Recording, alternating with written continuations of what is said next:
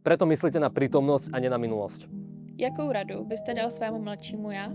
Určite by som mu odkázal, aby si vážil úplne na maximum ľudí, ktorí sú okolo neho, pretože jediná vec, ktorú si nemôžete za peniaze kúpiť, no tak je život a ľudia, ktorí sú okolo vás. A momentálne, keď už som aj nadobudol nejaké materialistické veci v živote, ktoré som si vysníval, tak stále som zistil, že ten materializmus sa vám veľmi akože normalizuje vo vašej hlave a veľmi rýchlo si na to zvyknete a berete to ako samozrejmosť. Čo keď toto urobíte s nejakým žijúcim človekom a potom o neho prídete, tak vám to začne byť ešte viac ľúto, pretože tú hodnotu ste u neho proste neudržali. To znamená, že povedal by som si, že hej, váž si tú babku, ktorá stále žije, ktorá za pár rokov možno zomrie, váž si proste druhú babku, detka a tak ďalej, pretože nie je to samozrejme, že s vami budú navždy, lebo to je samozrejmosť, ktorú zažívate teraz, ale nemusí to byť samozrejmosť, ktorú budete zažívať o niekoľko rokov.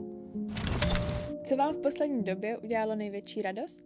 Som rád za to, že som pochopil, že nostalgia je veľký klam, ktorý si vytvorí moja hlava proste v mozgu, pretože keď som sa snažil zreplikovať nostalgiou nejaké dobré spomienky z detstva alebo spred pár rokov, tak som zistil, že ten moment tej replikácie nie je vôbec taký hodnotný, ako som to cítil v hlave počas celého toho času a tento experiment mi dal veľmi krásne najavo, že nostalgia je len klam, ktorý si vaša hlava vytvorí, aby vás utešila v nejakom blbom momente, ktorý aktuálne máte. Preto myslíte na prítomnosť a nie na minulosť.